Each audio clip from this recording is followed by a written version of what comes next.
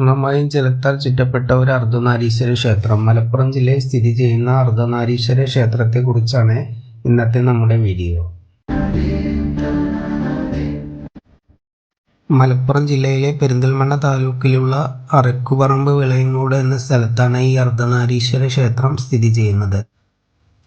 ശ്രീകോവിലും നമസ്കാര മണ്ഡപവും പ്രദക്ഷിണ വഴിയും ഒക്കെ ജലത്തിലാണുള്ളത്. ക്ഷേത്രം സ്ഥിതി ചെയ്യുന്ന സ്ഥലത്ത് നൂറ്റാണ്ടുകൾക്ക് മുമ്പ് ഒരു യോഗി താമസിച്ചിരുന്നുവത്രേ. അദ്ദേഹം തപസ് ചെയ്യുന്ന സമയത്ത് ഇപ്പോൾ ക്ഷേത്രം നിൽക്കുന്ന സ്ഥലത്ത് ജലത്തിൽ ആറാടി ശ്രീ പരമേശ്വര പാർവതി സാന്നിധ്യം ഉണ്ടെന്ന് അദ്ദേഹത്തിന് വെളിപാടുണ്ടായി.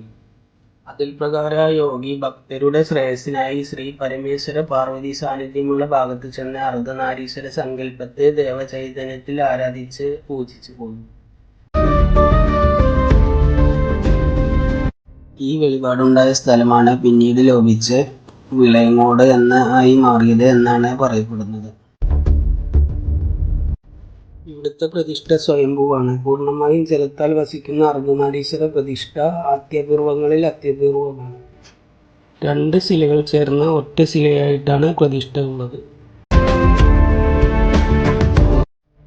മൂർത്തിയെന്നും ജലത്തിൽ വസിക്കുന്നതിനാൽ നിവേദ്യവും മറ്റും തെക്ക് ഭാഗത്തായിട്ടാണ് നടത്തുന്നത്.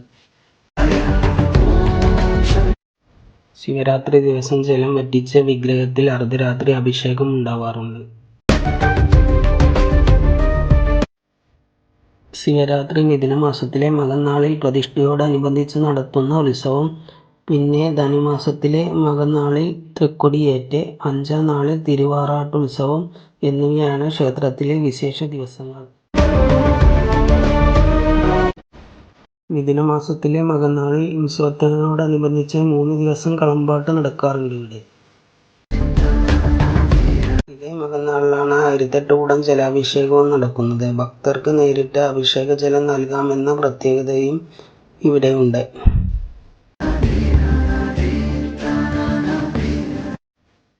വിവാഹ തടസ്സം മാറാൻ ഉമാമഹേശ്വര പൂജ വഴിപാട് നടത്തുന്നത് വളരെ വിശേഷമാണ് ഇവിടെ.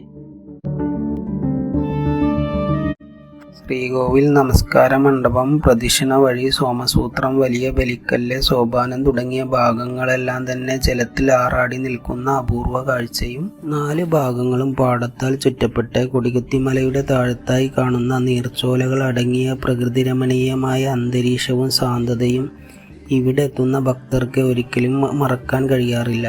ഈ അമ്പലത്തിലേക്ക് എത്തേണ്ട വഴി എങ്ങനെയെന്ന് നോക്കാം. പെരിന്തൽമണ്ണ ഭാഗത്തുനിന്നും മണ്ണാർക്കാട് ഭാഗത്തുനിന്നും വരുന്നവർ കരിങ്ങൽത്താണി ജംഗ്ഷനിൽ നിന്ന് അരക്കുപറമ്പ് റോഡിലൂടെ 6.5 കിലോമീറ്റർ പോകണം.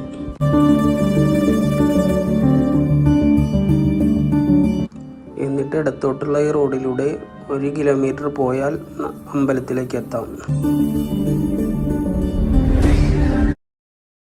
ഈ ക്ഷേത്രത്തെക്കുറിച്ചുള്ള കാഴ്ചകളും വിശേഷങ്ങളും നിങ്ങൾക്ക് ഇഷ്ടപ്പെട്ടെന്ന് കരുതുന്നു. മറ്റൊരു ക്ഷേത്രത്തിൻ്റെ കാഴ്ചകളും വിശേഷങ്ങളുമായി നമുക്ക് വീണ്ടും കണ്ടുമുട്ടാം. നന്ദി.